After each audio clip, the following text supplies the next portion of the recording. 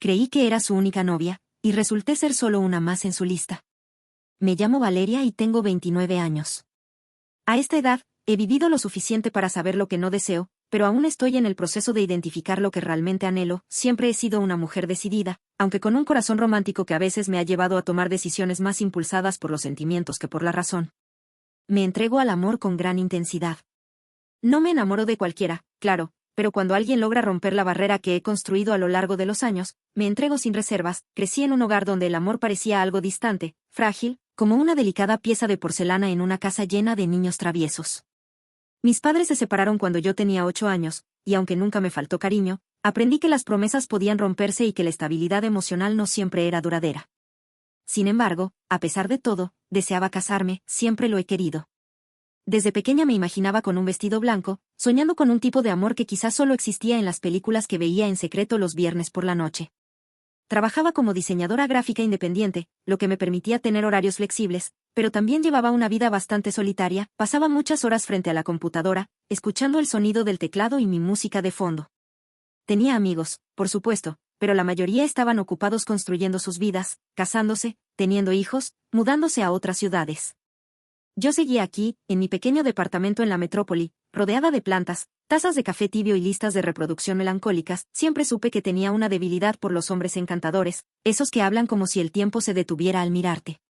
Me gustaban los tipos seguros, de esos que toman la iniciativa, que te hacen reír en una conversación de 5 minutos, que te hacen sentir que eres la única persona en el lugar. Tal vez por eso, cuando Nicolás llegó a mi vida, fue como si el universo finalmente decidiera darme lo que sentía que merecía. Lo conocí en una celebración, la de un amigo de la universidad. Fui sola, como en muchas ocasiones, resignada a sentarme en la mesa de los solteros y fingir interés en las historias de personas que apenas conocía. Pero entonces él apareció, como salido de una novela, con su actitud despreocupada, la camisa arremangada, el cabello desordenado y una copa de vino en la mano, y así comenzó todo. En la celebración, se sentó a mi lado sin que yo lo notara. De repente, escuché su voz susurrando un comentario sobre el mal gusto del DJ, y cuando giré para mirarlo, ya estaba sonriendo. Esa sonrisa aún está grabada en mi memoria. Era de esas sonrisas seguras que no necesitan aprobación, que parecen decir, sé que me estás observando. Soy Nicolás, me dijo, mientras alzaba su copa como si brindara solo conmigo. Y tú pareces necesitar compañía. Me reí, porque tenía razón. Y también porque su voz tenía ese tono grave, pausado, como si todo lo que dijera tuviera significado. Conversamos durante casi toda la noche. No bailamos, ni hicimos nada demasiado llamativo. Solo hablamos, pero me hizo sentir escuchada, deseada, vista. Como si el resto del salón se desdibujara y solo quedáramos él y yo, sentados en esa mesa con velas medio apagadas y restos de pastel en platos vacíos. Esa misma noche, antes de irme, me pidió mi número. No lo hizo con ansiedad ni desesperación. Me lo pidió como si supiera que iba a volver a verme. No soy de las que envían mensajes a deshoras, bromeo, pero sí soy de las que se quedan pensando toda la noche en alguien que vale la pena, y cumplió. A los 2 días, me escribió. Sigo pensando en ti, así, sin rodeos. Comenzamos a salir, primero una vez por semana, luego 2, y pronto nuestras vidas se entrelazaron sin que nos diéramos cuenta. Nicolás era todo lo que había deseado, o eso creía, atento, encantador, siempre tenía un plan. Me llevaba a restaurantes nuevos, a paseos nocturnos por el parque, me regalaba libros con dedicatorias que me hacían derretir por dentro. Era de esos hombres que sabían cómo hacer sentir especial a una mujer. Me miraba como si fueras un enigma que quería resolver lentamente. Me decía que era escritor, aunque nunca me mostró nada que hubiera publicado. Decía que trabajaba en proyectos independientes, igual que yo, pero de forma intermitente. Le gustaba el misterio. Había algo en su forma de hablar que siempre dejaba una sombra detrás de sus palabras. Nunca sabía exactamente qué hacía en su día a día, pero lo atribuía a su carácter artístico y bohemio. Supuse que solo necesitaba su espacio, como todos los hombres que vivían de su arte. A veces desaparecía 1 o 2 días y luego regresaba con una historia grandiosa. Un viaje improvisado a otra ciudad, una reunión con gente importante o un taller de escritura en una cabaña desconectada. Yo, ingenua y enamorada, le creía todo. Porque la verdad era que me estaba enamorando. Muy rápido, muy intensamente. Nicolás sabía qué decir, cómo decirlo y cuándo. Y yo empezaba a imaginar mi vida con él, incluso cuando aún no sabía del todo quién era. Después de apenas 5 meses, me pidió que nos comprometiéramos. Fue en la terraza de su edificio, con luces colgantes y vino tinto. Tenía un anillo, simple pero hermoso, y un discurso que parecía escrito por un guionista de cine.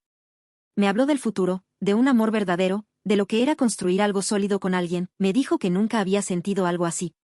Y yo, que siempre había querido escuchar esas palabras, dije que sí. No sabía que estaba diciendo que sí a una historia que ni siquiera era completamente mía. Después del compromiso, todo se volvió más intenso.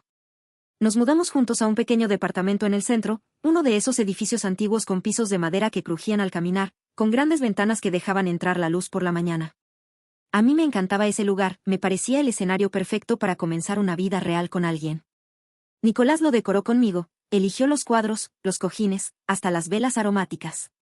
Se involucró como si realmente pensara quedarse allí para siempre. Durante los primeros meses, la convivencia fue buena. Mejor de lo que imaginé. Él cocinaba por las noches, me despertaba con café recién hecho y pequeñas notas pegadas en el espejo con frases como, eres lo mejor de mi vida, me dejaba chocolate sobre la almohada y siempre tenía una nueva historia, un nuevo plan, una nueva escapada de fin de semana. Era como si nunca se agotara, como si su energía para amar fuera infinita. Pero en algún momento, sin que me diera cuenta exactamente cuándo, esa energía se volvió mecánica, todo seguía siendo perfecto, sí, pero como una perfección ensayada. Comencé a notar que sus planes eran menos espontáneos y más excusas para estar fuera. Empezaba a llegar más tarde de lo habitual, me decía que tenía reuniones creativas, que se juntaba con otros escritores, que estaba trabajando en algo grande, algo que aún no podía contarme. La primera vez que dudé de él fue por una tontería. Su celular vibró mientras se duchaba, y la notificación decía, no tardes, te extraño, seguido de un beso. Me congelé. No conocía ese nombre. La notificación solo mostraba un nombre, Valeria. Pensé en revisar, pero el teléfono tenía contraseña, y aunque sentí la sangre hervir, no quise romper su privacidad. No aún. Le pregunté quién era, fingiendo casualidad, me dijo que era una escritora con la que estaba trabajando, que era muy intensa y algo dramática, que no le hiciera caso. Me reí, forzada, como para no mostrar lo incómoda que me sentía. Y decidí creerle, porque quería creerle. Porque para mí, en ese momento, aún era mi futuro esposo. Aún era el hombre perfecto con el que me iba a casar, pero el patrón empezó a repetirse. Nicolás se volvió escurridizo. Salía con más frecuencia, y cuando le pedía acompañarlo, siempre encontraba una excusa, que era una reunión aburrida, que eran solo hombres, que no quería que me aburriera, me hablaba menos de sus días, editaba detalles, cambiaba de temas y le preguntaba con quién había estado. Y yo, bueno, yo me convencía de que era normal. Que todas las parejas pasaban por eso, que tal vez era mi inseguridad la que hablaba, y no la realidad. Aún así, empecé a mirar más de cerca. A notar los silencios incómodos, las veces que su celular vibraba y él salía del cuarto para contestar, las duchas más largas al llegar. Los perfumes diferentes en su ropa. Pequeñas cosas, detalles. Pero todos esos detalles se sentían como piezas de un rompecabezas que no lograba armar, porque él siempre tenía una explicación perfecta. Y yo, ilusa, las aceptaba, empecé a vivir entre el amor y la duda. En las mañanas despertaba junto a él y me decía que era afortunada. En las noches me dormía mirando el techo, preguntándome si todo eso era real o si simplemente estaba aferrándome a una fantasía bien contada. Lo que más me dolía no era que Nicolás saliera tanto, sino cómo evitaba que lo acompañara. Al principio pensaba que era solo su necesidad de espacio. Siempre había sido algo reservado, incluso cuando estábamos en público, no le gustaba mucho mostrar afecto fuera de casa, y cuando íbamos juntos a algún lugar, parecía siempre preocupado, como si alguien pudiera verlo, como si estuviera huyendo de una cámara oculta. Comencé a notarlo más cuando salíamos a cenar. Siempre elegía lugares alejados, íntimos, poco conocidos, nunca los sitios de moda, nunca restaurantes donde pudieran encontrarnos conocidos. Yo, al principio, pensé que era algo romántico. Le gusta lo exclusivo, me decía, pero con el tiempo me di cuenta de que no se trataba de romanticismo. Era estrategia. Una noche le propuse ir a un restaurante italiano nuevo que había abierto en la zona más concurrida de la ciudad, me miró incómodo y dijo, ese lugar siempre está lleno de gente. Mejor algo más tranquilo, ¿sí? No insistí, pero algo se quebró dentro de mí, empecé a preguntarme, ¿de qué o de quién está huyendo? Lo mismo pasaba con sus redes sociales. Nicolás no compartía nada sobre mí. Nunca, ni una historia, ni una foto juntos, nada. Decía que no le gustaban las redes, que prefería vivir en privado. Yo, que nunca fui de exhibir mi relación, acepté eso también, pero empecé a preguntarme, si tanto me ama, ¿por qué esconderme?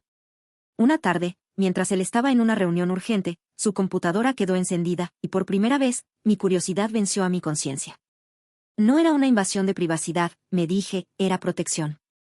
Me metí a su navegador, nada extraño, hasta que encontré un calendario con eventos marcados. Había citas. lugares, algunas coincidían con días que él me decía que estaba en reuniones. Otros no tenía ni idea. Y fue ahí que vi un nombre, Carla, acompañado de un emoji de corazón, me temblaban las manos.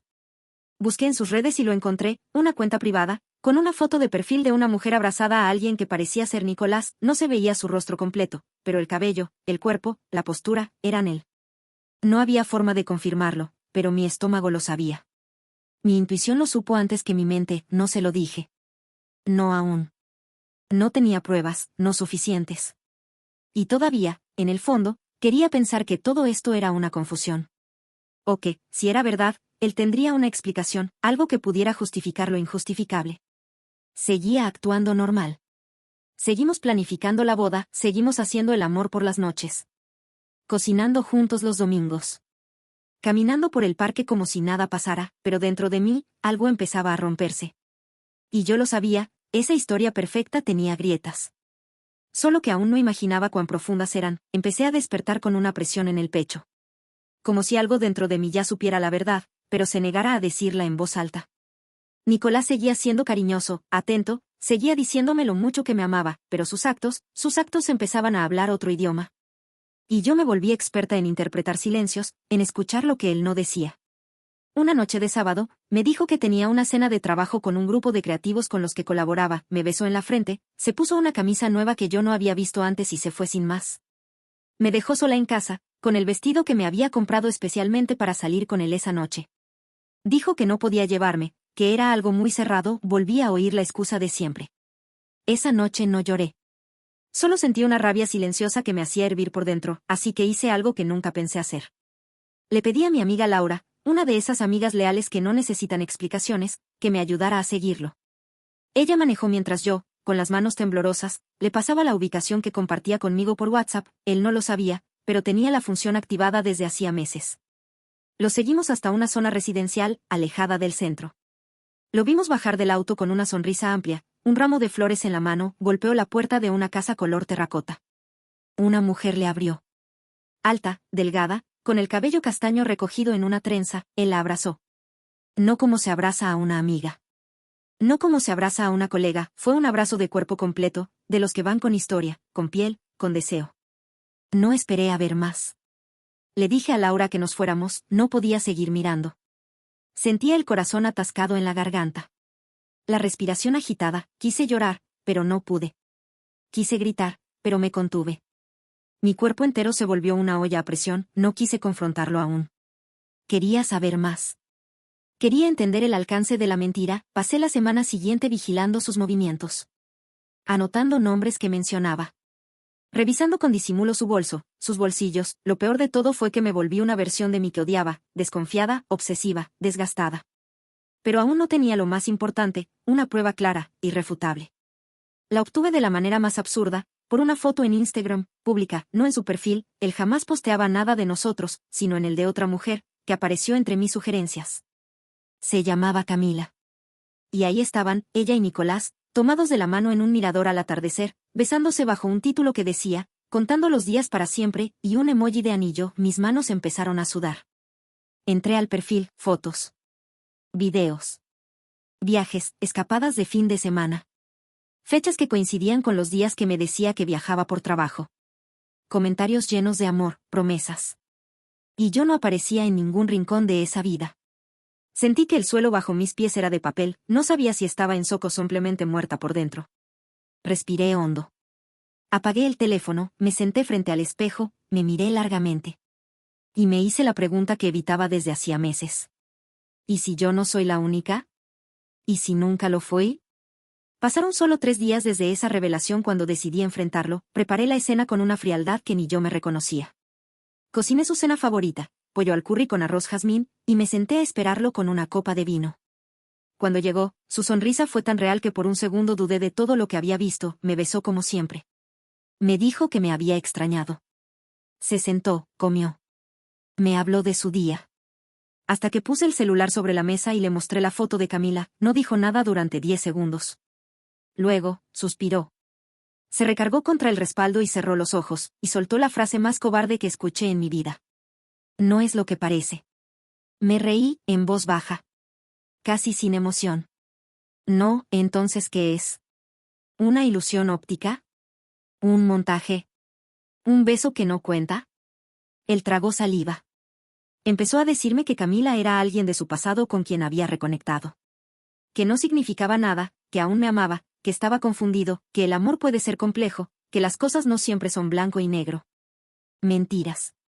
Palabras bonitas, disculpas en forma de poesía barata.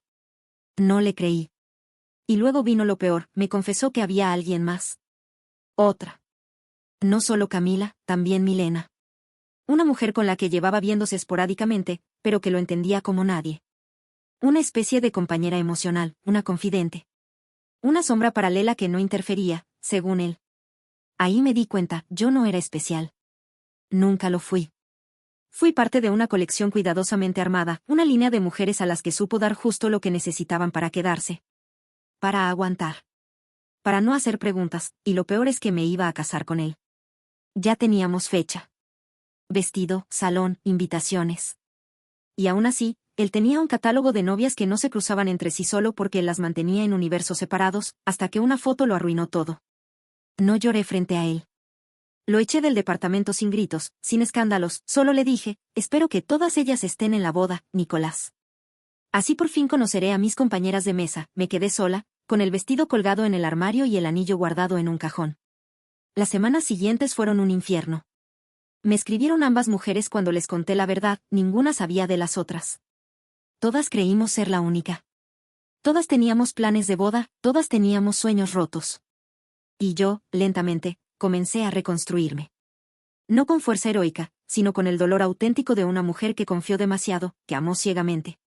Que confundió promesas con hechos. Pero al menos, ya no estaba engañada, al menos, la verdad ya no me dolía tanto como el tiempo perdido.